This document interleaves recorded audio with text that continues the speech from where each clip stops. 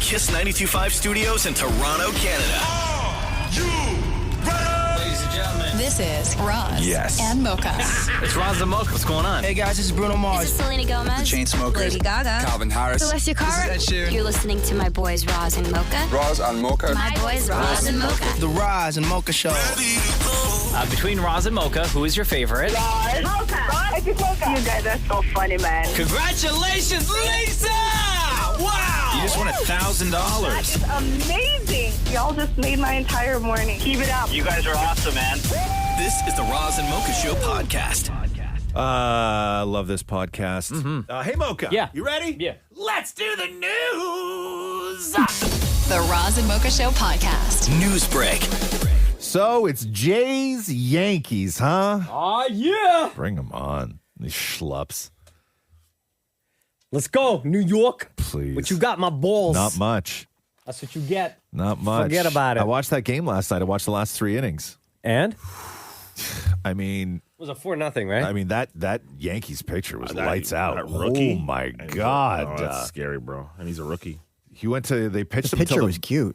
Was he for the Yankees? Yeah. Yeah, you think so? He's like a big, lanky kid, 6'6" or something like that. And they pitched him to the 8th. Save that arm, bro. Bro.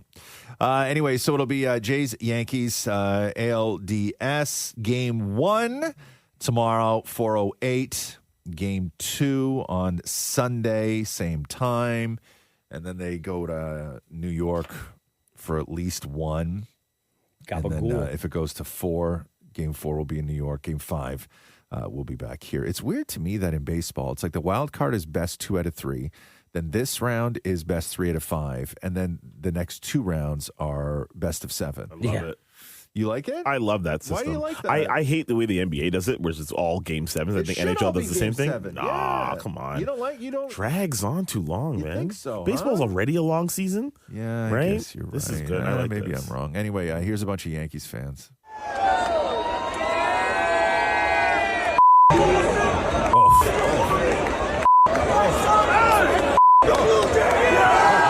Come on now. Okay. I What see did you. they say? F the Blue Jays? Yeah, F the Blue Jays. I see you. Don't worry. The Roz and Mocha Show podcast. Right here. Taylor Swift's new album. I want to play this clip. She was doing an interview in the UK on Capitol and talking about this sort of time between writing an album and releasing an album and just how much life can change and whether that, in fact, changed around this time. But one thing about this album that I think is really exciting is that oftentimes when I make a record, we then take all this time to plan out how we're going to put it out and make sure that we have vinyl for everybody. So there's like a lag time between when I made it and when it enters the world. Oftentimes your life can change drastically between this point and this other point.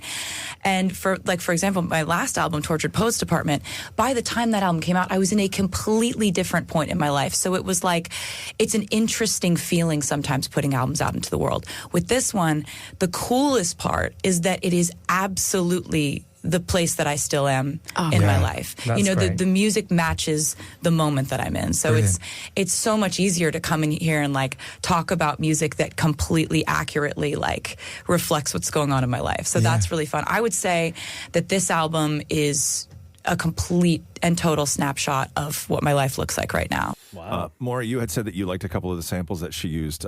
Father Figure is one of them. And George Michael's estate came out saying that. I was just going to read that. Yeah. How's the song, though? It's not bad. I don't really see. I mean, I think that she says father figure. It's not really a sample. Gotcha. When I found you, you were young. We were lost in the cold. Pulled up to you in the jack. Turned your rags into gold. The winding road leads to the chateau. It's a nice song. The whole album is good, man. So there's no, is the chorus the same? No. She says father figure. So I guess they reached out because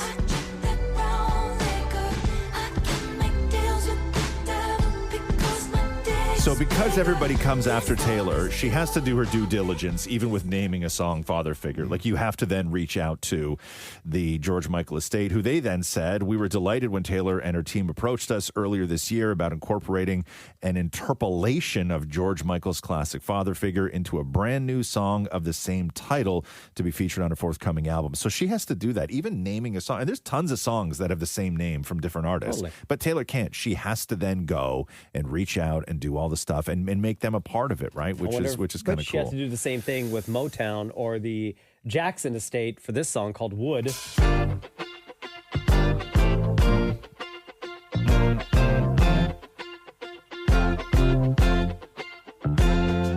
Daisy's bare naked, I was distraught. He loves me. What song is this called? Wood? This one's called Wood. Yeah. But like this part. Yeah. Like very similar to ABC by Jackson 5. Mm-hmm. Yeah. Do you want to play one more? Give me one more thing before I move on to something else here. So I say, thank you for the lovely bouquet. I'm married to the hustle, and now I know the life of a showgirl, babe. This is the title track, Life of a Showgirl. It's the last song on the album, and it's the only feature on the album. Sabrina Carpenter is in this track. And now I know the life of a showgirl, babe. Wouldn't have it any other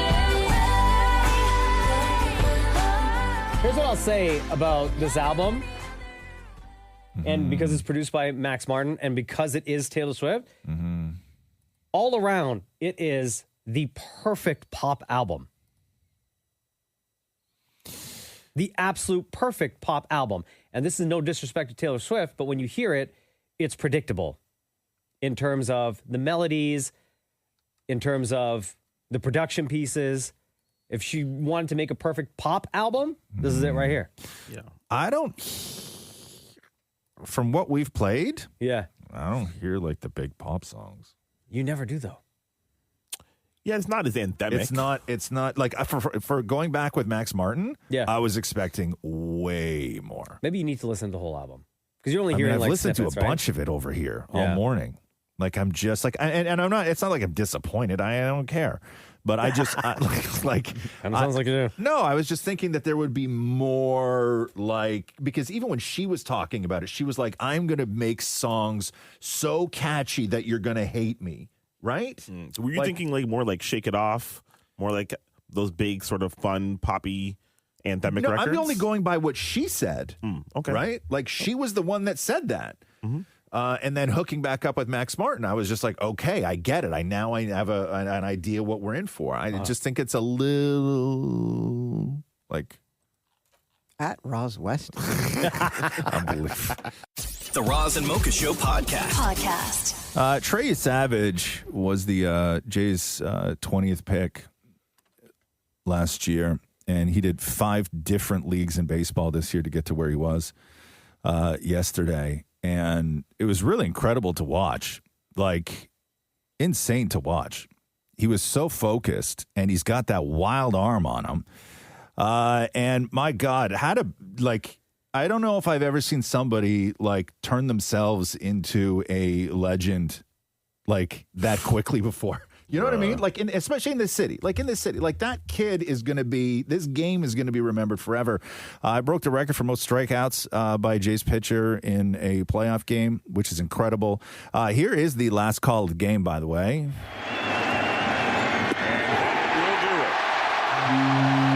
Dominguez finishes it off. The Blue Jays get a remarkable performance from Trey Savage and offense everywhere as they beat the Yankees 13-7, and they're going to take a 2-0 lead into the Bronx. There was a point last night during the Yankees broadcast where they pointed out that the Jays had as many home runs as the Yankees had hits. By the end of the game, the Jays had as many home runs as the Yankees had runs, which is still pretty incredible. Here is Trey Savage emotional on the field after the game.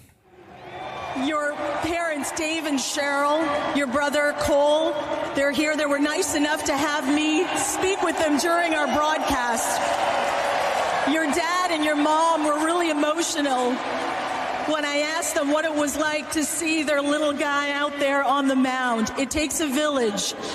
Tell me what's going through your mind knowing that you've got the most important people in your lives here to watch this historic performance.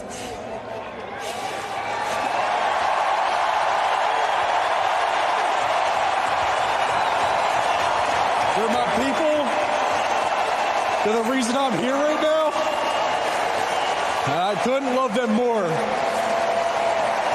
Mom, Dad, Cole, Chase, you're at college. I love you guys. What is so wild? What's that?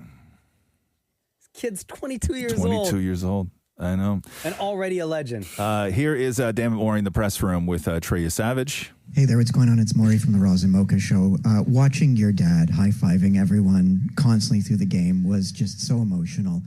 What was it like for you being on that mound, throwing pitches to people who you grew up watching? Is this a dream come true? Has it hit you yet? It is a dream come true, and I'm sure tonight when I'm laying in bed in New York that it'll really hit me. You know, my dad, it's his signature move. He's been doing it for years. When I was in college, would run around our basement when they're watching the game on TV, high-fiving everyone. But yeah, I mean, it's. I'm sure it'll sink in later tonight. Oh, yeah! This is David Maury. I have one follow-up. Is your brother Cole somebody that you would describe as single? Yeah, Savage! Yeah, Savage! And I know it's Thanksgiving weekend this weekend, and I'm just looking ahead to the Jays are going to win, whether it's, tomorrow or the next night. But how great is this, is that when you look at the MLB schedule, that games 1 and 2 will be Sunday and Monday. Oh shoot, Thanksgiving weekend. Thanksgiving weekend. So good. And that's against either Detroit or Seattle, right? Correct, yeah. Yeah, That series is tied at 1 right now. So games 1 and 2 were scheduled to happen on Sunday and Monday, which is pretty incredible. Because I guess they don't have Thanksgiving in the U.S., so they can play. It's not till next month, so it's just regular days. I was watching a video Maury posted on Instagram with all the buses leaving. So they just went straight to the airport, huh? Just like you had all your stuff packed already. Can I say something funny? Yeah, sure. About 20 minutes before the Blue Jays buses came out was the Yankees buses. Yeah. And security was like yelling at all the fans going, put your signs down for 10 minutes, please. Just put your signs, because they didn't want any of the Yankees seeing all the signs. Why?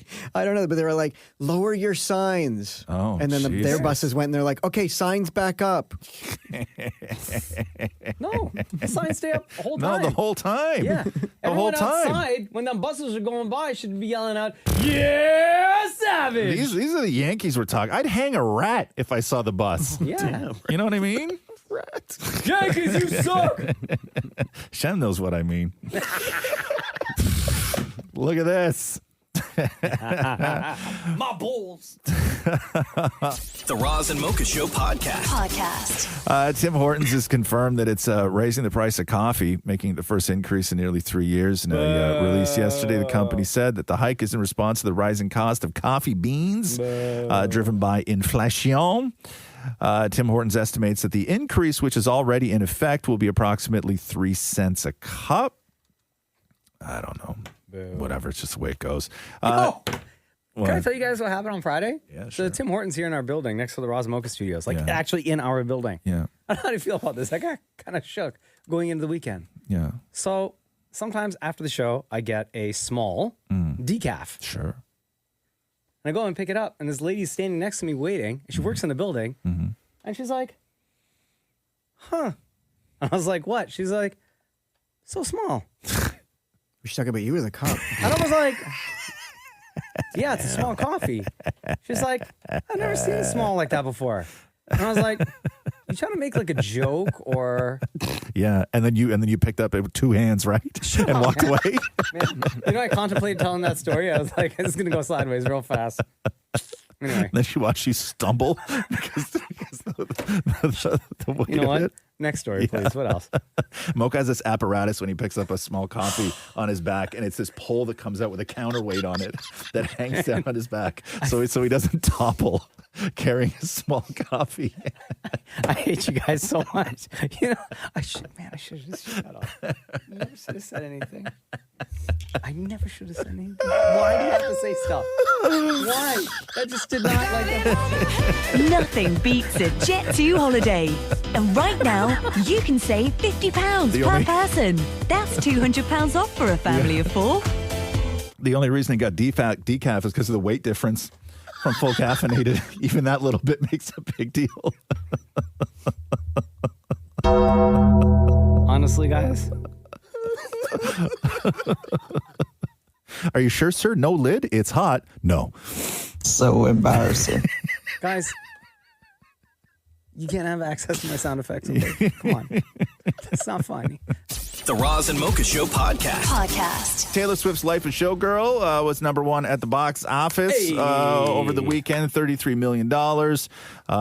One battle after another was number two. Dwayne "The Rock" Johnson's Smashing Machine, which had a $50 million budget, came in way below expectations. They weren't expecting it to do a lot, but I think that they had it between 11 and 15 mil.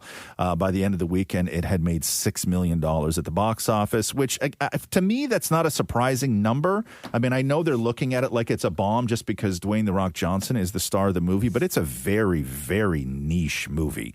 Oh, yeah. Like even quite different from anything else he's ever done. Like even MMA fans who watch current MMA don't know the story of Mark Kerr. Like it's a very, very niche movie. And I know that, this is his vehicle to get awards recognition and everything else. And I hope he does. Movies that have made less have gone on to win massive at the Academy Awards. I think Moonlight opened somewhere around the same amount of money that Smashing Machine did. So it's not a representation of that. But when you're somebody like Dwayne Johnson, who is used to having like $40-50 million opening weekends, like I don't know how you sort of settle this in your own head that the movie that you did so much press for and you sacrificed so much for came in at $6 million, but it's not going to make a difference when it comes to award season. I didn't see the movie, so I don't even know whether it is should be an awards contender or not. I don't know. I just going by the hype and the standing ovations. I'm still going to watch it though. But $6 million.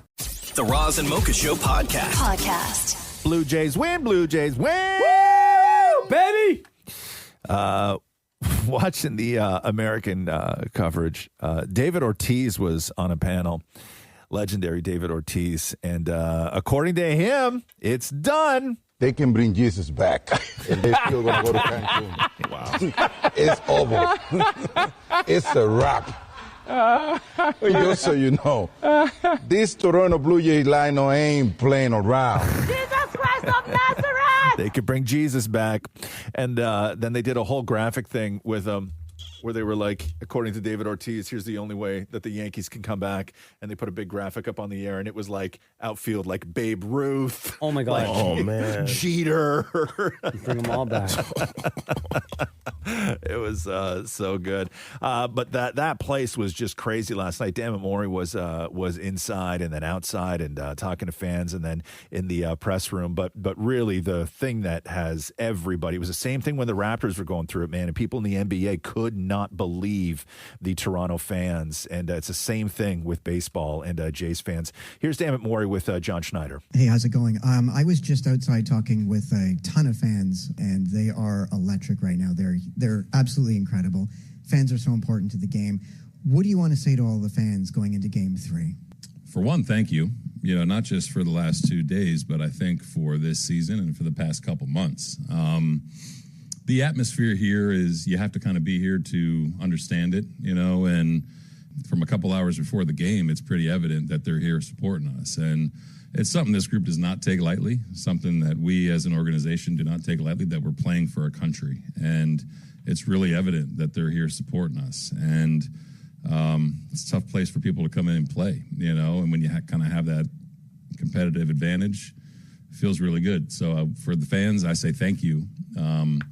We want continued support, and looking into Game 3, I hope you're all watching. And if you want to come down to New York, that'd be great too. Did they ever figure out who that giant guy was sitting behind home plate that was freaking all the New York fans out? The muscles, right? Yeah. Did you see that? Did you see that guy? Mm-hmm. Yeah. They ever figure out who he was? I don't think so. He was a guy who's as big as Reacher. Just like sitting there. Like he didn't stand. He didn't do anything. No. He was just like sitting there looking huge. That's a muscle. Sitting close to Geddy Lee. Geddy Lee's got great seats, huh? Geddy Lee from Rush. Oh, forever. Bro. Great seats. The Leafs were there last night, too. Yeah, I saw that. Get a little bit of that rubbed on them. Why don't you? Mm-hmm. The Roz and Mocha Show podcast. Hey, today in Egypt, they're going to be hosting talks between Hamas and Israel to implement Trump's plan to end the war. So Trump threw this out there on Friday, and then Hamas came back with a sort of like yes, but to Trump's Gaza peace proposal. And then Trump called Netanyahu to discuss what he saw as good news. Netanyahu on Friday felt differently. Quote, he told Trump this is nothing to celebrate and that this doesn't mean anything. This, according to a U.S. official with knowledge of the call. Trump fired back with, I don't know why you're always so effing negative. This is a win. Take it. Why this matters, the exchange, which is a second U.S. official confirmed, reflects how determined that Trump is to push through this deal despite Netanyahu's reservations and convince him to end the war with Hamas and make the deal. In its official response to Trump's plan, Hamas said that it was willing to release all remaining hostages, dead or alive, in return for an end to the war and a full Israeli military withdrawal from Gaza. But the group requested negotiations on many of the other details. Trump also managed to get Israel to agree on an updated map for the initial withdrawal of Israeli forces from Gaza. So it's looking like Trump has gotten farther than anybody else has. So who knows what's going to happen today, though? He's going to swear more. Yeah, I mean, these talks, because they're indirect talks, too. So I don't even think they're going to be like talking to one another. I think it's going to be like back to back. Yo, Barbara said that she likes you. Do you like Barbara? And then you're going to go, yeah. And then she's going to run back. Barbara's like, here's a note. Do you want to end the war? Yeah. Circle yes or no. So they're indirect talks. I don't know exactly what that means, but yeah, something like that. The Roz and Mocha Show podcast. I got to get to a bunch of this Blue Jays stuff. Yeah. But if it felt while watching those two games over the weekend that it was a historic ass whooping, I didn't know this. I just found this out now, which is the Blue Jays' 23 runs in those two first games are the most ever by any team through two postseason games. So Yankees scored 7 and they still lost by 6 yesterday. I'm on a new level. Yo, that's facts. And what had so much to do with that was Vladdy's grand slam in the 5th. Oh, my God. What a moment. It was set up. Absolutely perfect. Deep left field. It is a grand slam. This is I've been watching so many videos of this. I've never said this before in my life on this show, but you want to hear that in French? Ah, oui, oui. Max Fried a donné un but sur balle à Springer, a retiré Schneider sur 3 prises. 2-1 à Vladimir. La balle est frappée d'aplomb. Grand slam, Vladimir Guerrero.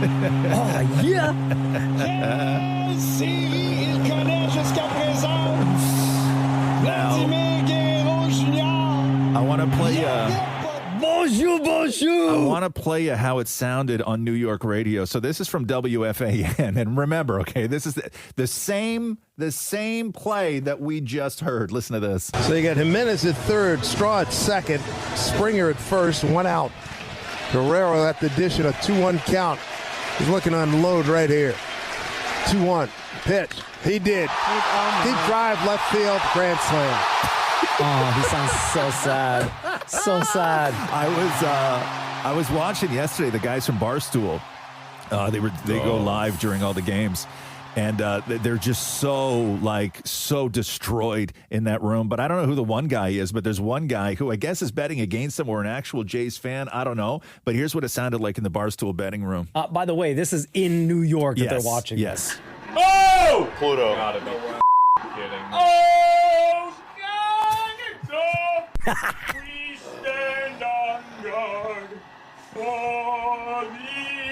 Sing it, homie. 9-0. This is 30 innings, 4 innings. That went just about as far as I. That's a grand slam. A grand salami.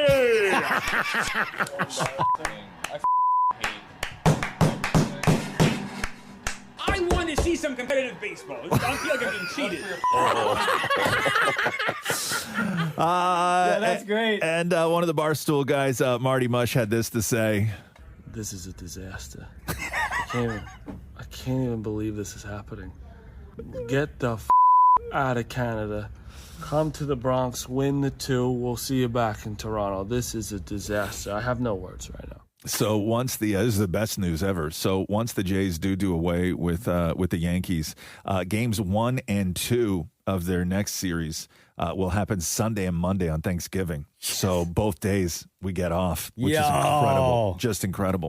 The Roz and Mocha Show podcast. Oh, you have a clip over there, Mocha, that I want to play here. It's from the Cardinals game yesterday. So the Titans got their first win in 11 games. And I don't know if anybody saw this, but it was an absolute disaster of a game. It was a disaster. It was a disaster. So Amari DeMarcado from the Cardinals was running what I think was like almost a 70-yard touchdown. And he let go of the ball before he crossed the goal line. Listen to this. Stunning turn of events. What looked to be a 72-yard touchdown run has been overturned. The officials looked at it. They deemed that DeMarcado lost the handle before the ball broke the plane. It rolls out of the back of the end zone, and it's ruled a touchback for Tennessee as we check in with Gene. Just incredible. Have you started watching Chad Powers yet? Oh, yeah, with what's his name? Oh, God. What's Glenn that Powell. Glenn Powell. Glenn No, Powell. You is it start good? watching that yet? No. So this is how that show starts. Oh, really? Yeah. Yeah. First of all, I'm going to say right now, Chad Powers, like the show is okay. Like he's in a disguise and everything else. I'm going to say it is one of the funniest first 4 minutes of any television show I've ever watched. Really? The first 4 minutes of that show are insane. Chad Powers. I know it's on Disney Plus. Glenn Powell plays a, I guess, disgraced football player who then but it's so much better than puts that. on makeup and a wig and everything and goes and plays, tries out for like a college team. A college team, Yes. yeah. So the first 4 minutes, like even if you're not into football, whatever, I don't know.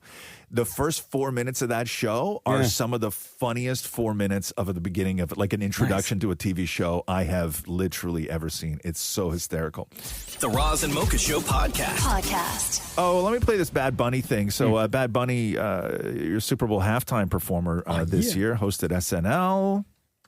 You might not know these, but I'm doing the Super Bowl halftime show.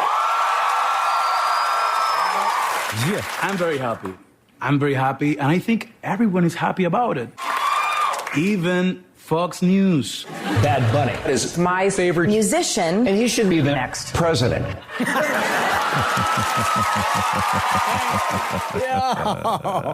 The Roz and Mocha Show podcast. They asked Canadians what income is necessary to feel comfortable. What annual income is necessary to feel comfortable? Now, keep in mind, these amounts differ depending on age, the size of the given household. But let's talk about the individuals. Also, where you live is a big thing. But they polled people all across the country. So for Canadians, an annual income of what is necessary to feel comfortable? Maury, I'll start with you. 80,000. 80,000. No way, man. Mocha, I'll start with you. Got to be at least 120. Shem? Yeah, 120. Ooh, comfortable. I'm going to say 100 even. So they the survey, what they did was they gave people 5 options in between 72,200 and 250,000. And the overwhelming 37% of respondents said $100,000 was the optimum number to feel comfortable. Looking at individuals, what would you say, Shem, I will start with you. What would you say to be in the top 10% of earners in Canada? So you're part of the top 10% of earners in Canada. What do you have to make a year to be in the top 10%? $500K? Mocha. $800,000. Maury. Million. $125,000. Oh, yeah? You were in the top 10%. If you want to be part of the elite 1%, 1%. You know, we always talk about the 1%ers, right? I mean, I never Those do. SOBs never pay taxes, all that kind of stuff. Yeah. If you want to be part of the 1%, Maury, what are you making a year? Roz, what do you make? What are you making a year, Maury, to be part of the 1%? $1 million, says Maury. Shem. Yeah, I'm going to say 2. $2 million. Mocha. 1.5. 1.5. To be part in this country of the 1%, $315,000. This is money. Rich. Millionaire. The numbers aren't as big as you think they are. No, not at all. No. Then why is the country in such a terrible place? Well, because our 1% makes $315,000 as opposed to $2.5 million.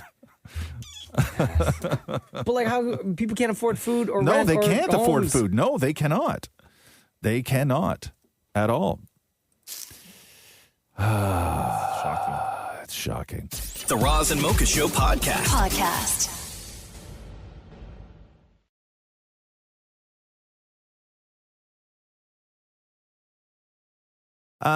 Taylor Swift on with, was it Fallon? It's her buddy, right? She was on with Fallon last night talking about, because every year there is a rumor that Taylor Swift is going to be doing the Super Bowl, and then every year Taylor Swift does not do the Super Bowl. So here she is talking about why. You didn't turn down the Super Bowl because of performance footage? No. Okay. And No. Well, here's the thing. Like Jay-Z has always been very good to me. Yes. Our teams are really close. Like, it's like they sometimes will call and say, how does she feel about Yeah. And that's not like an official offer or an official or like a conference room conversation. It's just a like our feeling teams out. are really close. How does she feel about it in general? And we're always able to like tell him the truth, which is that like I am in love with a guy who does that sport on that actual field.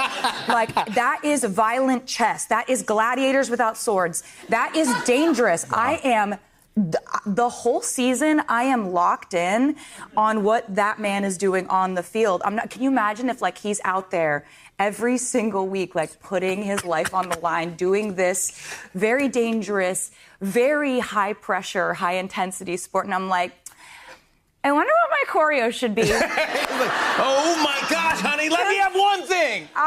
Let me have one thing. I think we should do 2 verses of Shake It Off into Blank Space, into Cruel Summer would be great. Like, Yeah. it's just like this is nothing to do with Travis. He would love for me to do it. I'm just too locked in. Good. Like, yeah. All right. Love hearing that. But what about all those years when you weren't dating a football player? And they asked. I don't believe that story that's not at all. I don't believe you, Taylor. I love you and everything, but Yeah. What don't you believe? What do you think it is? I just think that she's got plans for another tour or something that she's prepping for. She's not going on I tour. think it's because you don't get paid and she doesn't need the exposure. Yeah, I think I'm leaning more towards Maury. I think she's bigger than the Super Bowl. I was going to say she's the one artist who's probably bigger than it. Yeah. Doesn't need it. Yeah, she's bigger than And you don't get paid to do the Super Bowl. No, and she's bigger than the Super Bowl.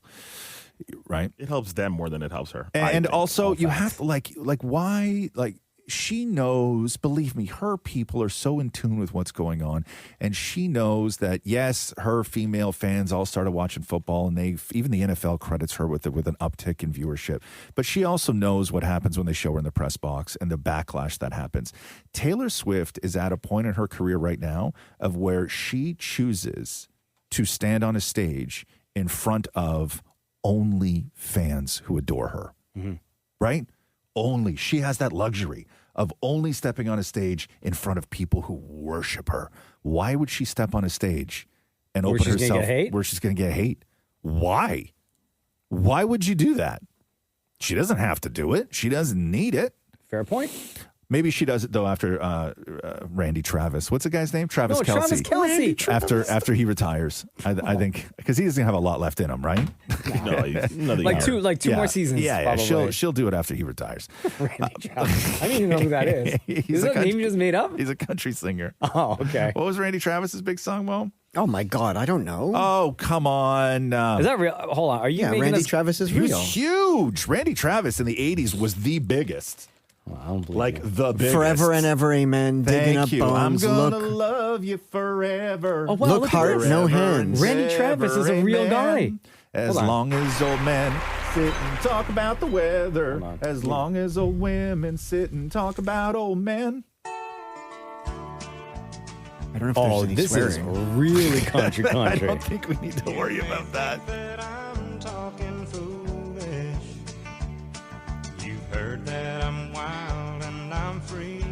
Man, I feel like I'm watching the intro for like the opening scene of like Yellowstone or something. But this is country, though.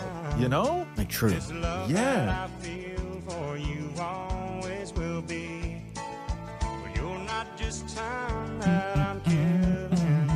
Man, this is like safe country. Why don't they ask Randy Travis to perform at a Super Bowl? Wait, is he alive still? Yeah, I don't think he's doing well, though. Oh, I don't know. Maybe he is not still alive. I don't know. This chorus slaps, though. He's 66 and still alive. Still alive. No, why don't they ask Randy Travis to the Super Bowl? Slaps. Forever and ever, amen. Oh, look at that. Shannon, they got you in there. Amen. Sit and talk about the weather as long as old women sit and talk about old men. I don't know why I know that. I don't know why I know that. The Roz and Mocha Show podcast. So Connor McDavid signed a deal with Edmonton. Finally. It's not the deal that anybody thought he was going to sign. So it's not long term. It's an extra 2 years. So he's basically giving the Edmonton Oilers 3 years to get their stuff together and win a cup, right? Which is, he's committing to this. They've been to the cup finals 2 years in a row, lost to the same team 2 years in a row. They've made the playoffs 6 years in a row. And he signed for 2 years, $25 million, which is basically his current salary. So 12.5 per year, which I'm sure the union, the NHLPA, is so furious about. But do you think he did that Furious. so that to give the Oilers an opportunity to spend the money they need to spend to build the championship team that he needs to lead? Of course. Yeah. It's also a smart deal for him because then at 30, when the deal expires, he can sign a massive long-term deal. But it's also, people are saying that it's a slap to other players. In what way? In the sense that the cap is going up. And Connor McDavid really should be setting the standard of what the highest is, because we just had that contract for $17 million. Yeah. So they're expecting Connor McDavid to sign for whatever the max then would be. And then other players who are not at that level but close to that level, that is the money they start making because the cap is going up. So when Connor McDavid signs for 12.5, there's a lot of players who are then going to go to their teams to say, I want 13, and their teams are going to go, what do you think, you're Connor McDavid? Yeah. Right? So it prevents everybody from making quote-unquote Connor McDavid money, right? But, so he basically said, screw you, everybody, I want to win, which I, respect. Sure. It's your life, man. Yeah, he doesn't have to think about the rest of the league. There is Forget that. only one game that he needs to play, and that's on the ice. Yep. He doesn't have to play the NHLPA game. Yep. He doesn't have to play the league game. He doesn't have to play any other game, right? He's got one game to play, and that's what he wants to do, and he wants to win. But no, there's some very shocked people in hockey and around the league, both players, organizations, and the owners. I'll tell you who's thrilled that McDavid re-signed. Who's that? My 8-year-old Cruz. Oh, yeah? Who is a huge McDavid fan. Yeah. And close to the end of last season, got all this Oilers stuff. So now he doesn't have to get rid of it. It's true. Now he can outgrow it naturally, right? 100%. The Roz and Mocha Show podcast. Dwayne "The Rock" Johnson speaking out on the dismal box office for The Smashing Machine. He said, from deep in my grateful bones, thank you to everyone who watched Smashing Machine in our storytelling world. You can't control box office results, but what I realize you can control is your performance and your commitment to completely disappear and go elsewhere. And I always run to that opportunity. It was my honor to transform in this role for my director, Benny Safdie. Thank you, my brother, for being there for me. This truly has changed my life with gratitude, respect, and radical empathy, DJ. So he's taking it all. I mean, there's nothing else he can really say to that, right? I'm still going to watch it. Yeah, me too. I'll watch that. Jennifer Lopez and Ben Affleck back on the red carpet. Every now and then when these Hollywood couples get together, they work on a project at the time that they are together, and then when they break up, years later, this thing either is released, hits theaters, whatever it is, and then they got to show up together. And that's what happened with Kiss of the Spider Woman, which Jennifer Lopez is in, but Ben Affleck was one of the producers on the musical. And so he had to show up at the red carpet last night. Why is it so important tonight to be here with Jennifer, support the movie, and show a united front? I wouldn't dream of not being here. This is an incredible story. This is the kind of role I think that, Jennifer has wanted to play her whole career. Yep. And she's fabulous in the movie. I'm really excited for people to get a chance to see Kiss of Spider-Man because she's great, Tone's great, Diego's great, Bill did an amazing job. I'm really excited for people to see it. I mean, I'm just thrilled to be here tonight. Wow, that Boston accent's still strong, eh? Yeah. Park the car. The Roz and Mocha Show podcast. AI has really exploded over the last couple of days. I don't know which engine released an update, but the celebrity AI, like the Michael Jackson videos, are crazy. That's all Sora. I tried. Is that what that is? Yeah, Sora? So I downloaded the app and I tried to sign up. Yeah. But as of right now, it's invite only. Gotcha. So Robin Williams' daughter, Zelda, released a statement to people, fans. And she said this: if you've got any decency, just stop doing this to him and to me. She's telling people, please stop sending me AI videos of my dad. She said, it's dumb, it's a waste of time and energy, and believe me, it's not what he'd want. To watch the legacies of real people be condensed down to this vaguely looks and sounds like them, and that's enough, just so other people can churn out horrible TikTok slop, puppeteering them is maddening. You're not making art, you're making disgusting, overprocessed hot dogs out of the lives of human beings, out of the history of art and music, and then shoving them down someone else's throat, hoping they'll give you a little thumbs up and like it. It's gross. And for the love of everything, all caps, stop calling it the future. AI is just badly recycled and regurgitating the past to be consumed.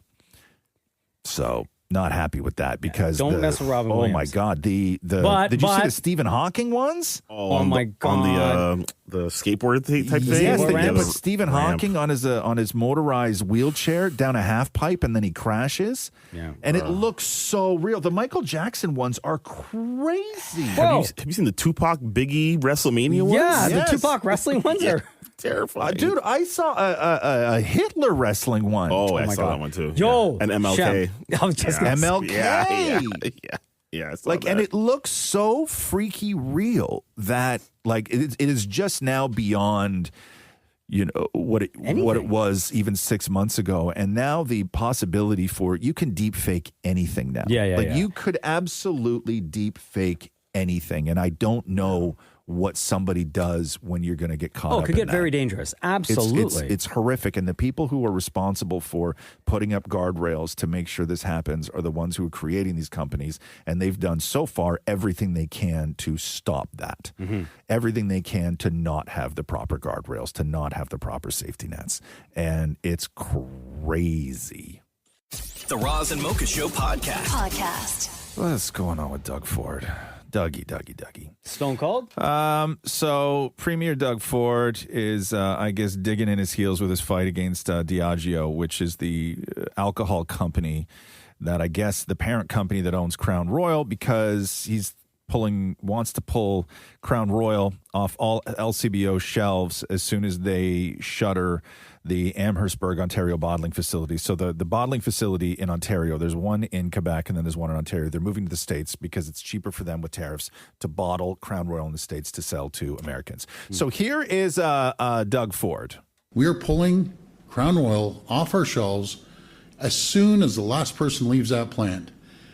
And they can deal with it. And then we'll look at Smirnoff's next, because we have great whiskey that other people can produce in Ontario, and they'll enjoy just as much as Crown Royal.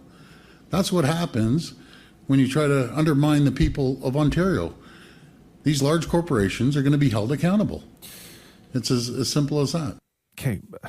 Okay, so there's 200 people that work at the Amherstburg, Ontario bottling facility, which is, listen, I'm crushed to see anybody lose jobs. But I don't know what Doug Ford is thinking or what he's smoking Or what does he always say? Got a... Oh, when the cheese slipped off the cracker? Yeah, the cheese slipped off the cracker because he's pissed, and rightfully so, that 200 jobs in Ontario were gone. But nobody is reminding this guy that they actually make Crown Royal in Manitoba. Like, it's Canadian jobs. The parent company may be French, but every single person who is responsible for making Crown Royal are Canadian. They have a massive 350-acre facility in Manitoba. So if he's yanking... Give that information to Stone Cold Thug Ford. I don't know what the hell's going on with him. Also we'll look at Smirnoff's next. It's not Smirnoff. It's Smirnoff. No, it's not. It's Smirnoff. You're not. Right. Come on now. We'll look at Smirnoff's next. Right? Smirnoff's. Like, if you're going to blame anybody, like, blame Carney. Blame Trump. But don't blame the people who actually make it, which are all Canadians who make it. It's only Canadians who make it. We'll look at Smirnoff's next. Smirnoff's. Look at Smirnoff's next. Come on, Dougie. We'll look at Smirnoff's next. The Roz and Mocha Show podcast. The Ed Gein show. This is the new Ryan Murphy show. Damn it, Maury's deep into it. Yeah. Ed Gein, by the way, is a killer of women and a grave robber, and he was the inspiration for Psycho, Texas Chainsaw Massacre, and Silence of the Lambs. Are you sickos watching it then? Mm-hmm. And one of the things that people are having a hard time with is Charlie Hunnam, who's like a stud, right? Yeah, he plays Jax on Sons of Anarchy. He plays Ed Gein, and in the show, he does this weird voice, like this almost like sort of feminine voice. I'll explain it later, but here's a little bit of a conversation between Ed Gein and another character. How do you do? Hello.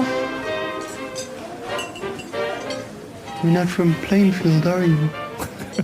Eddie, leave the girls alone. Don't mean nothing by it. Just wanted to welcome her to town is all. I'll see you around. Sounds like Shem when he's not on the radio. Okay, so that's the voice. Now, a lot of people are like, God, that sounds like this. And there's a lot of examples of what people think it sounds like. So the first example I will give you is the narwhal from Elf.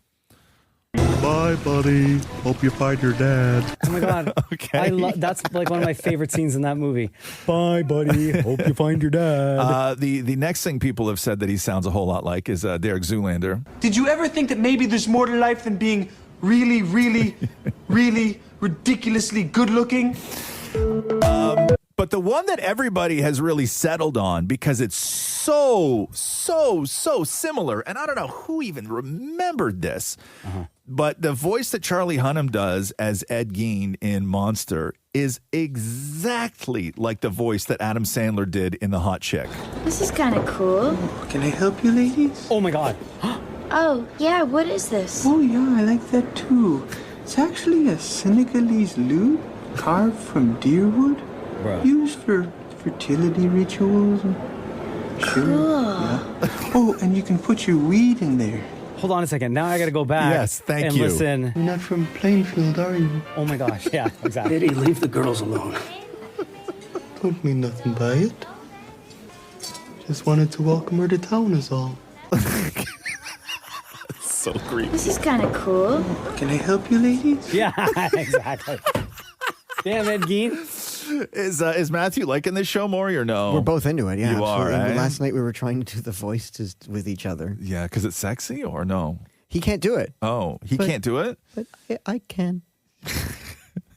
So I guess the story that Charlie Hunnam was saying is that he, through his research, that Ed Gein, his mom wished that he was a girl, that she had a girl, and just pumped that into his brain. And so I guess he made himself less masculine, and the voice was part of it, I guess, was his reasoning behind it. Ed was only raised by his mom, and his mom was so religious, and his mom wanted a daughter and not a son. So Just wanted to welcome her to town is all. Oh, jeez. This is kind of cool. Can I help you, ladies?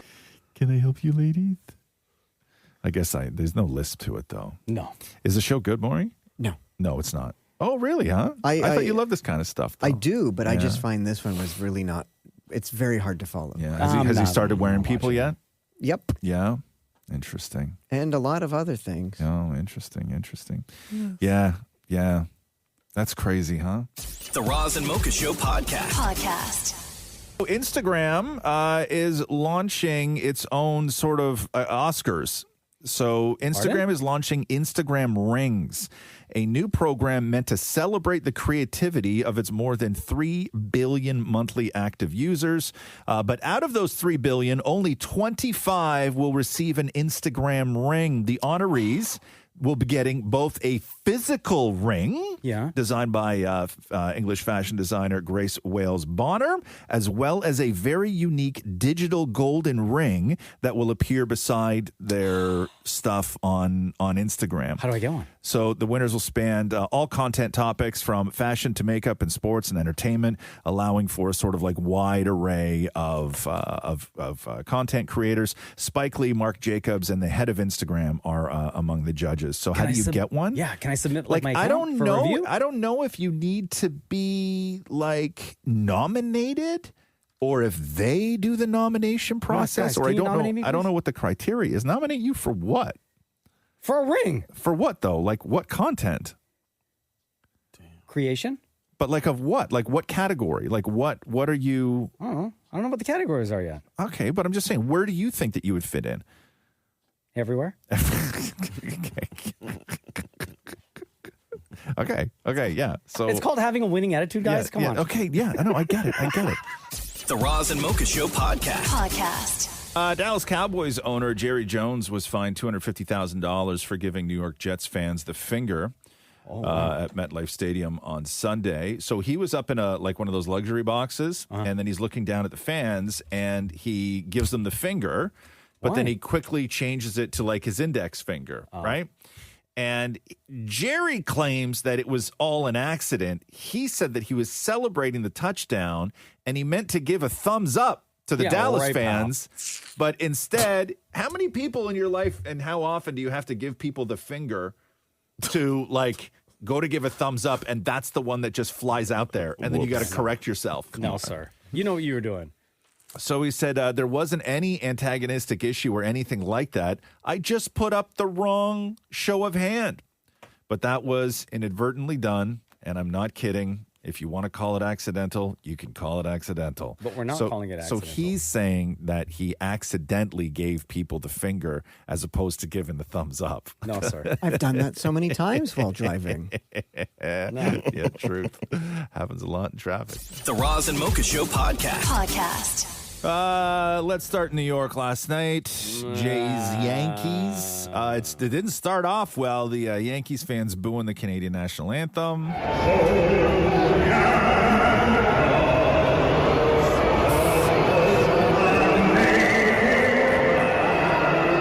So rude. Like we would never do that to you guys. Yeah, right. We would never boo your national anthem. Right. Yeah, right. New York. Man, that Aaron Judge 3-run homer really trying to match Vladdy, huh? Changed things. This was a wild pitch too. It was super inside, and he's a huge guy, and he bombed it right off the foul pole. High in the air, deep down the left field line, and it's off the foul pole. A 3-run homer, and the game is tied. There's a question if it hits the foul pole, is it a foul? No, it's home run. High in the air. Isn't that crowd pop too, huh? Yeah, we were sunk after that botched catch at first base, though. That's when everything went to hlet right? Yeah. Let me see. I want to know how tall is. How say what now? How tall? Oh, 6'7". Yeah, he's huge. Aaron Judge. Because I saw when he was on first base when he was standing next to Vladdy. Yeah.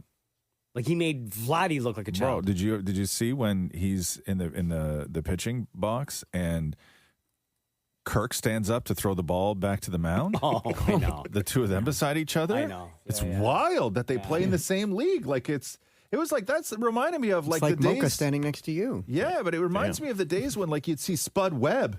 You know what I mean? And Kareem Abdul-Jabbar. And Kareem Abdul-Jabbar. Yeah. How are these two playing the same sport? Yeah. Anyway, they're both great. John Schneider on the Blue Jays having to shake things up for Game 4. John, you've talked a lot about this season about your team's ability to turn the page. Can you describe a little bit resetting after this one, given that you had a spot in the ALCS in your hands, and now there's a Game 4. Yeah, I mean, we had a spot in the ALCS in our hands when the series started. You know what I mean? I know it's 6-1 in the third inning, but we still have a spot like that tomorrow. You know what I mean? So these guys will be ready to go. You know, it's really comforting for me to see them do that all year. I know they're going to do it again tomorrow, and you have to kind of take out the outside noise that comes with playing here and all that kind of stuff. So I got all the confidence in the world in these guys showing up tomorrow ready to go and just doing their normal day and competing their asses off. That's right. Go Jays, go. Go Jays, go. By the way, that game tonight, 7 o'clock, first pitch at 7:08. You can watch that on Sportsnet. I wonder if they're going to do the same thing again for batting practice today when they show up with their Bluetooth speaker playing really loudly Taylor Swift, Welcome to New York. Who did that? The Jays. Oh, did they? I don't know. Maybe. I wouldn't. Yeah, no music. Stay focused, guys. Do something different. You guys shake it up. Are they going to wear the white front hats, though? That's the big question. Which ones? The white fronts. Oh. What did they wear last night? The white fronts. They started wearing the white fronts when they started on the win streak because they never do. They had to find them in storage. Well, don't they sell them at the store? No, but they needed the team ones. Yeah. And they were like, we should wear others. And they were like, we got to go find more. Yeah. So Good. that's the big question right there. The Roz and Mocha Show podcast. I don't know how Mark Carney comes back to Canada and just continues to trash Donald Trump, because when Mark Carney's around Donald Trump, he's like their best friends. And then Mark Carney comes back to Canada and he's like, Trump is destroying our democracy, he's an existential threat. But then he goes down to Washington. This is 2 times in a row now where like they just sit and yuck it all up. And Trump's like a huge fan. So I don't know how Carney comes back now and starts trashing Trump again. Listen to this. Is there anything that the Prime Minister has done that's making it more difficult or easier to reach a deal? No, I think he's a great Prime Minister. I mean, oh my God, he could represent me anytime. I will tell you, I'm not saying that because he's here. No, he is a very strong, very good leader. He's a nice man, but he could be nasty. He could be very nasty, maybe as nasty as anybody. I think Canada, let me put it this way, I can tell you this, because I deal with lots of leaders all over the world. He is a world-class leader. He's a man that knows what he wants. Wow. And I'm not surprised to see that he won the election and won it substantially. And I would think he's more popular now.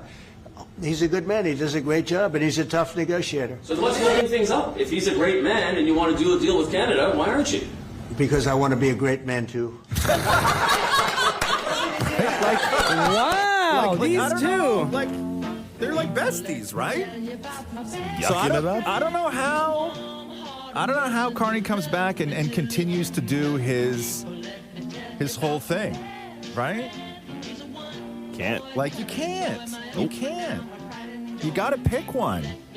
Knee slapping, head back, laughing, right? Like that's your guy now. Like kiss right? already. Yeah, like kiss. Wow. The Roz and Mocha Show podcast.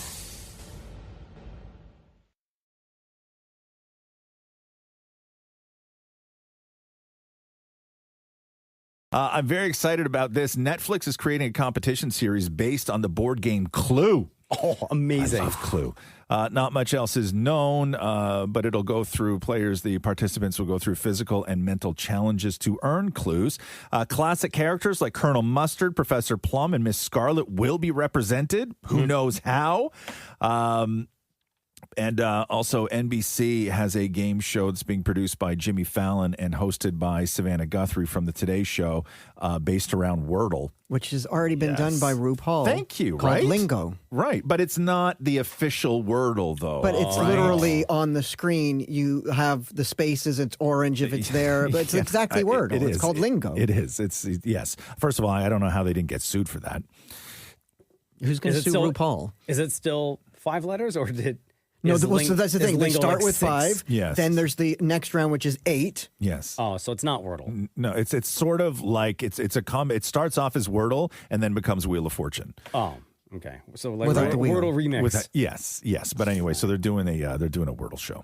The Roz and Mocha Show podcast. Taylor Swift's Life of Showgirl has officially broken Adele's record for the biggest selling opening week in U.S. history, selling over 3.5 million units so far and counting. And as far as the critics go, I want to play this clip of Taylor because a lot of people have a lot to say about the life of a showgirl. But here is Taylor responding to criticism. The rule of show business is if it's the first week of my album release and you are saying either my name or my album title, you're helping. And art, I have a lot of respect for people's subjective opinions on art. I'm not the art police. It's like everybody is allowed to feel exactly how they want. And what our goal is as entertainers is to be a mirror. Oftentimes an album is a really, really wild way to look at yourself. So a lot of the criticism this time, because I mean, with albums this big and a star that big, you're going to get it from everywhere. But the interesting thing is that the harshest criticism this time is actually coming from hardcore Taylor Swift fans. Oh, yeah, the Swifties, huh? The Swifties. And they're going through and dissecting her lyrics, and they're now placing Taylor in an alt-right pipeline, calling her a trad wife, and that she's giving Nazi vibes. So a trad wife, which I didn't know until today, is short for traditional wife. So it's somebody who wants to get married and have kids and have the white picket fence and live that life, because a lot of Taylor fans believe that she was telling them for years that you don't need a man and you don't need babies. A couple of cats and you're going to be happy, right? That's the vibe that they were getting from her. Oh, wow. So here's one huge Taylor fan who has just gone through the album with a fine-tooth comb. Moving on to wish list, let's take a moment for these lyrics. They want a fat ass and a baby face. They want freedom. They want 3 dogs they call their kids. But I just want you. Have a couple kids, have the whole block looking like you. And then say that again. I want to have your white babies, and I actually want our entire neighborhood to be racially homogenous. She went through this entire thing with Trump, right? About how she and her fan base did not like being called childless cat ladies. And now Taylor is calling y'all childless cat ladies because she's about to pop out some kids. And you know what's coming next? Taylor Swift line of baby product. You too could pop out some kids and live in a racially homogenous neighborhood. Here's another heartbroken Taylor fan. Not to be the friend that's too woke, okay? But on Wishlist, when Taylor's like, they all want their dogs that they call their kids, and that's fine. But I want a baby. I want a baby with you.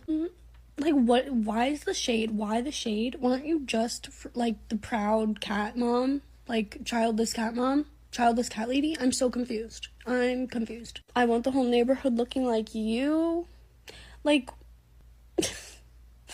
I'm just so confused. Like, in this climate, you want the whole neighborhood looking like you, like Travis? Can I ask a question? Yes. Why can't we just listen to the Taylor Swift album? Because they don't. And just listen to the songs, enjoy the songs, and not, like, do a deep dive into... Because that's what everybody does. That's how they learn about her. She encourages this.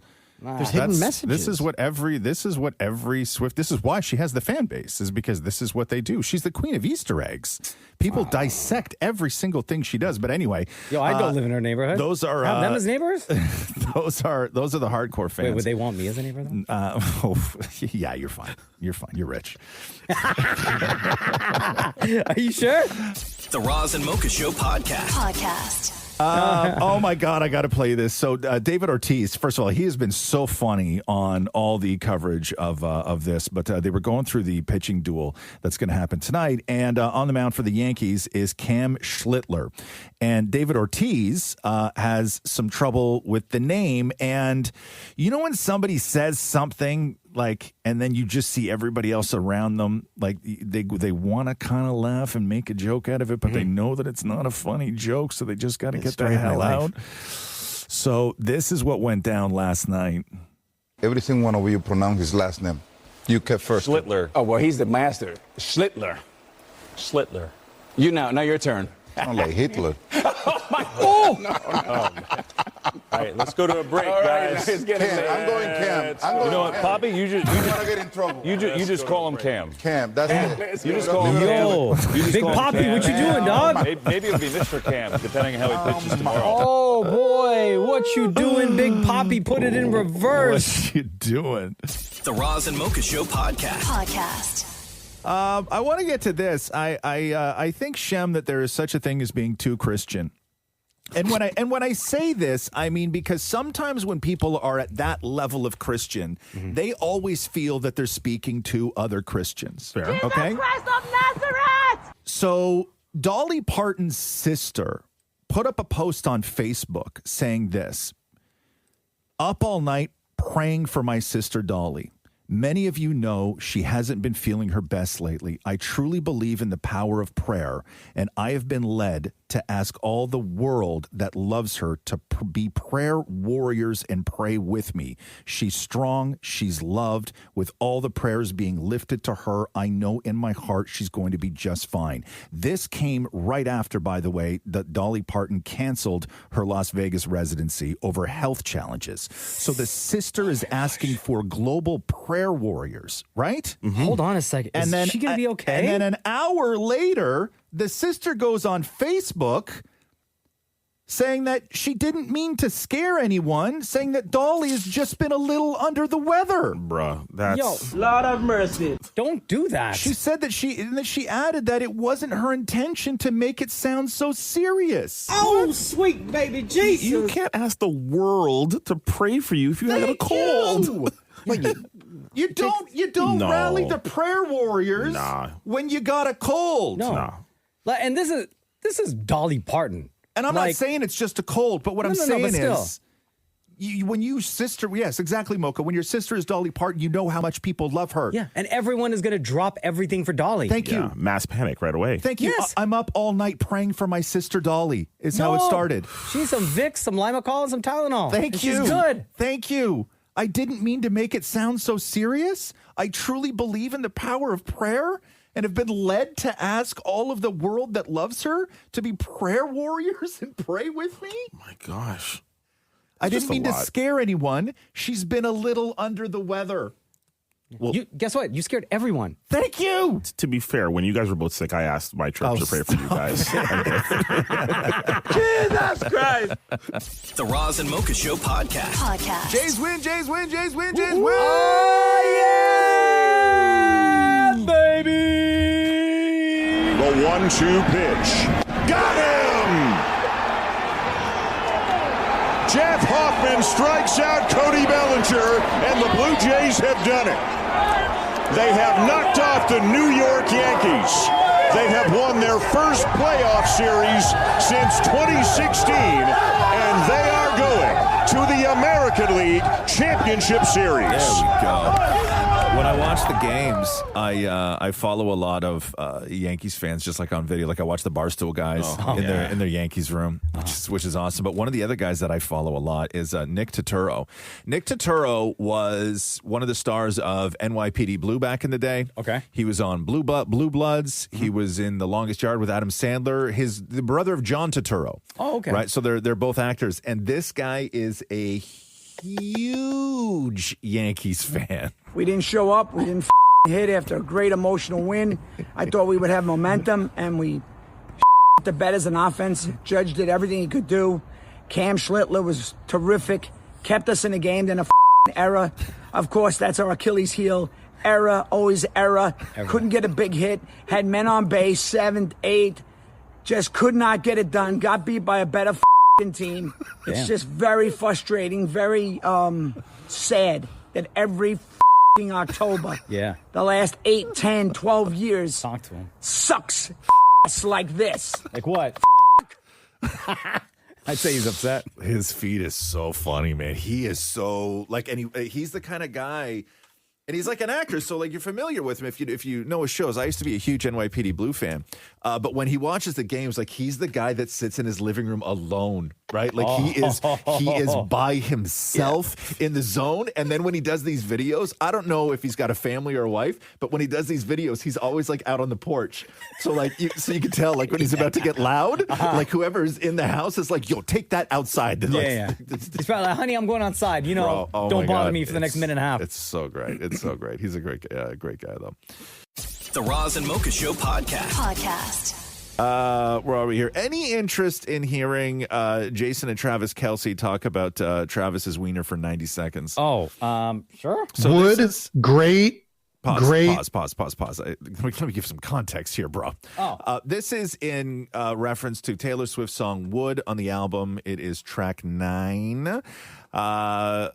These are the lyrics. The redwood tree ain't hard to see. His love was the key that opened my thighs. Like, the song is all about Travis Kelce's wiener. Daisy's bare naked, I was distraught. He loves me not. He loves me. It's a catchy song too, right?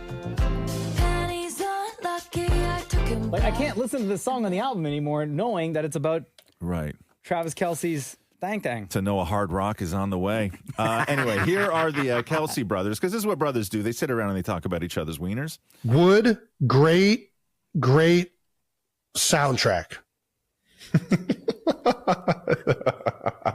How do you feel about Wood? Let's ask this. How do you feel about Wood? It's a great song. It's a great song?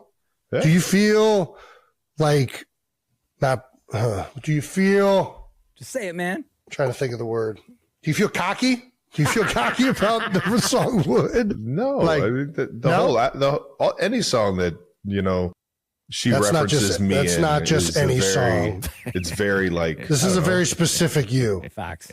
I love that girl. So what do you mean? Any song that she would reference me in any Well, it's not just you, though. It's an appendage. It's not just you as a... It's a very specific thing. I think you're not understanding the song. Jesus Christ, Travis. Come on. No way. Redwood tree ain't hard to see. I thought redwood was a little bit, that's a generous word, I think. I think if somebody wrote a song about me, it'd be like Japanese maple, sometimes can see. Japanese maple. That's hilarious. These guys are great. God, I love this podcast so much. Hold on. That song's great, though. The freaking the beat to that song is fantastic. And he tries to switch it up. See, the problem, though, is that now that he's engaged to Taylor Swift, he's not a free man anymore, right? What do you mean? He can't say what he wants to say. He's completely gagged in that entire podcast. Can't say nothing. Cannot say anything. The man is gagged. He can talk about other stuff. Right? But just not anything. But in when his reference to fiance Taylor. writes a song about his wiener, which is clearly about his wiener, he can't even talk about it. Jesus Christ, Travis. Come on. The Roz and Mocha Show podcast. Geez, when? The 1-2 pitch. Come on. Got him! Come on, baby. Jeff Hoffman strikes out Cody Bellinger, and the Blue Jays have done it. They have knocked off the New York Yankees. Yep. They have won their first playoff series since 2016, and they are going to the American League Championship Series. No. One of the best parts was that the Jays were playing New York in their dressing room after the win. Oh, heck yeah. Of course. You got to do it. I love this, though. So there's so much chaos on the field, and they got to do the official picture, right? And I guess what happened was they all posed for it, took the shot, and then realized that Ernie Clement wasn't in it. What happened? Where was he? Doing other stuff, man. What do you He's a mean busy other stuff? man. He was doing interviews and then Doing sort of yeah. ran onto the field. Was like you could see him. He's like one more. Listening group, one of the best I've ever seen here in the franchise, and they deserved it. They fought hard and long all year long, and Ernie Clement missed the picture. They're going to go back and do another picture because Ernie missed the picture. And you got to gather all the guys again. One more picture. Come on, guys. Get them organized. You can bet they're going to accommodate Ernie Clement. He missed the first picture, so they're going to do it again. That's funny. Yeah, when you talk about heart and soul guys on this team, Ernie's one of the first names you would get to. Oh, man. You know what would have been even better? Keep the picture as is and then just like Photoshop him after. Come on now. Don't do that. The Roz and Mocha Show podcast. Did you see that horrific thing that the AI Maple Leafs thing they did last night that everybody was very unhappy about? With the statues? With the statues? Yeah. Ooh, What? Ooh, it just wasn't. Hold on, where do I find this? On Twitter? Yeah, it was somewhere. Yeah, you'll find it somewhere. It was just the beginning. It was the beginning of hockey, and a lot of fans were very upset because they have the statues out in front of Scotiabank. Yeah. So that thing. Yeah. So that was creepy. So, the thing was, is what people weren't pissed off that they did it, Maury. I think what people were pissed off about is that they used AI as opposed to using some sort of creative individual animator, right? Like using a graphics person to do it, who would then, presumably be paid for that, as opposed to using AI, which it doesn't look natural. So if right? you haven't seen the video, all those statues in front of Scotiabank Arena all of a sudden come alive. Yeah. Legends Row. Is that what it's called? Legends Row? Yeah. And they're like interacting with each other. Yeah. They're walking around. And it looks weird. Yeah. It looks weird, but also it is AI. I don't know. Leafs also won 5-2 last night in their first game of the season against the Montreal Canadiens. Damn it, Maury, hanging out with some Maple Leafs fans. I love it, man. The Leafs need their big win at the beginning of the season every single time. If they don't do it, I feel like the fan base doesn't buy into it. Well, I think it was awesome. Always beating Montreal is always great. Yes, it's always enjoyable to watch them beat the Habs. I feel very confident about this season. I think maybe they're going to go all the way. But I've said that for so many years, man. I'm telling you, 82-0, baby! 82-0, baby! Let's go! Hey! Well, enthusiastic for sure. Yeah, we got to see them ramp it up a little bit. A little more physicality would be nice. But, yeah, good win. It's our year, baby. 20, 25, 26 champs. It's our year, baby! Woo! The Roz and Mocha Show podcast. They made an arrest in the California wildfires. They did? Yeah, they did. What it was a flare-up. What started it was a flare-up that it was a fire that was started days earlier by an Uber driver, a guy named Jonathan Rinderneck, 29 years old. He's accused of starting the initial fire on New Year's Day that then rekindled and became the Palisades fire. He was arrested in Florida and charged with destruction of property by means of fire, which carries a minimum 5 years in federal prison. He actually was the one who called 911 to report the fire and then offered to help firefighters battle the blaze. But how did he start the fire? So he dropped off, he had a fare and he dropped them off on New Year's Day, and then he just went over there and started a fire with like a lighter or a torch or something. On purpose. He was obsessed with fire. They found stuff on his social media where he had AI'd video of like California on fire before this even started. So then what wound up happening was the winds came in, 23,000 acres and 6,800 structures, and 12 people died in those fires. Los Angeles fire officials already under scrutiny for their failure to pre-deploy engines to the Palisades fire are now facing even more questions about why they didn't fully extinguish the flames of the initial fire. The sheriff's department said this affidavit puts the responsibility on the fire department. So they knew there was a fire there. They were there days earlier, and they knew the winds were coming, and they didn't fully put it out. And then that one spot is what blazed everything else up. So they knew that spot was there. They were already there. So does the Uber driver get into even more trouble, or is like... Oh, he's in the maximum amount of trouble that you could possibly jail time, get you think? into. Oh, my God, yeah. Yeah. The Roz and Mocha Show podcast. The OPP, Ontario Provincial Police, arrested a 60-year-old driver doing 144 kilometers on the 407 just outside of Toronto. Aside from the speed, they also realized that he was driving with a suspended license. That license was suspended in 1985. Damn, son. 85? According to the OPP, the man also has 20 previous convictions for driving with a suspended license. How does that even happen? You just don't care. You just keep living life. You just go about your business. You just keep on living. 144 on what I think it's like 100, right? So he was speeding, definitely. License suspended in 1985. 20 previous convictions for driving with a suspended license. He's moving super ways. That's wild. The Roz and Mocha Show podcast. Where are we here? Jays win. Oh, my goodness. What a game. The 1-2 pitch. Got him! Jeff Hoffman strikes out Cody Bellinger, and the Blue Jays have done it. They have knocked off the New York Yankees. They have won their first playoff series since 2016, and they are going to the American League Championship Series. Here is John Schneider in the locker room right before the team started playing New York, New York. Every single one of you f***ing bullpen game, Nathan Lucas, Miles Straw, all you mother*****, it takes everybody every day. Start spreading the news.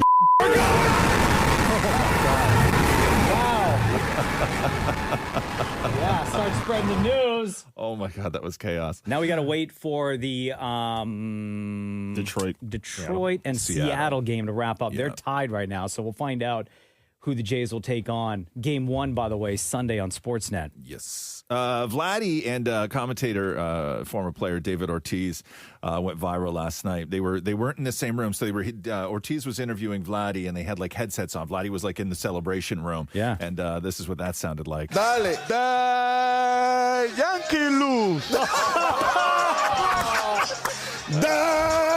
Yankee lose. Let's go, baby. Let's go. Hey, let's do it again. The Yankees lose. The Yankees lose. That's right, Vladdy. You celebrate.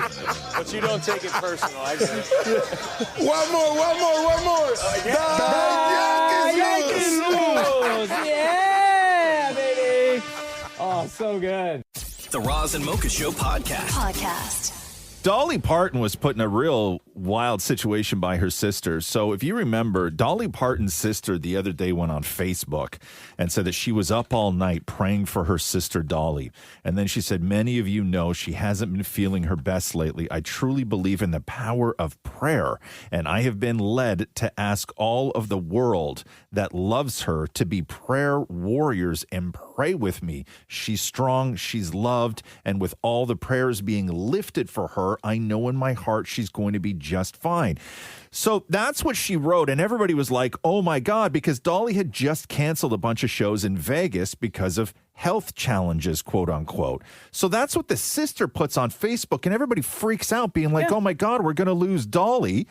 And then the sister goes on Facebook like an hour later and said that she didn't mean to scare anyone, and that Dolly was just a little under the weather. Nobody believed it. Everybody's still thinking Dolly's dying. So then Dolly has to do a full video saying this. Everybody thinks that I am sicker than I am. Do I look sick to you? I'm working hard here. But I wanted you to know that I'm not dying. There's just a lot of rumors flying around. But I figured if you heard it from me, you'd know that I was okay. So anyhow, that's what I wanted to say. And I'm not ready to die yet. I don't think God is through with me, and I ain't done working. So I love you for caring, and keep praying for me. She sounds 100 right now. Okay, but I love how she's like, there's a lot of rumors flying around. No, it's your sister. Yeah. Terrible. Keep it a buck and say, my sister went out there and said the wrong thing. Thank you. I'm 1,000 years old, and my sister shouldn't be putting on like I'm dying. No. The Roz and Mocha Show podcast. Israel and Hamas have reached an agreement to pause the fighting and exchange Israeli hostages for Palestinian prisoners. This is phase one of the Trump deal. And in addition to the prisoner hostage exchange, Israel will pull back its troops to an agreed upon line. Netanyahu said that he spoke with Trump and will meet with his government today to approve the agreement, calling it, quote, a great day for Israel. While details of the deal are still unclear, Hamas is expected to release all 20 living hostages and the remains of 25 others in the coming days. Now, what phase two looks like, who the hell knows? Nobody does.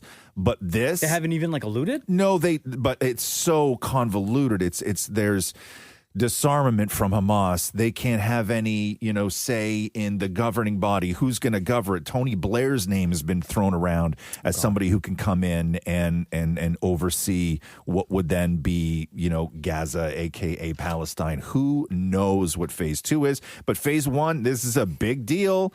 For everybody involved. I don't know, but we'll see, because there's been ceasefires before, and then they just cease to cease. They cease to cease. Exactly. That sounds French, right? They cease to cease to cease. They cease to cease, huh? Bonjour. Anyway, we will see if the ceasefire cease to cease, right? Bonjour. I guess that's all we can do is just that. The Roz and Mocha Show podcast. Hey, do you have that clip there of Councilman Mike Cole, Mocha? Yes, I do. Toronto City Councilor. So we know Doug Ford hates speed cameras and is like, if you don't get rid of them, I'll get rid of them for you, right? Yeah. You know, he does a lot of that. Anyway, so Toronto City Council doesn't want to give up on their speed cams, and they passed a number of motions yesterday to actually change the program in an attempt to keep them active. Here is Councillor Mike Cole with a direct message to Doug Ford. Kids are going to die. So the Premier is willing to allow that to happen because his election polling tells him his voters love this. So he doesn't care whether kids are going to die or not. Wow. Damn. Wow. But that is true. They poll all this stuff. That's why he's like so big on booze and all that other stuff. And his polling numbers show that this is what, you know, his people care about. And so he goes hard on it, right? What are you going to do? He's a politician, for God's sake. You know? But do what you got to do and say what you got to say. Do what you got to do and say what you got to say. Cease to cease, huh? Thanks for listening to the Roz and Mocha Show podcast. Catch the guys live Weekday mornings from 6 to 10 on Kiss 92.5. KISS925.com. Or download the Kiss 92.5 app.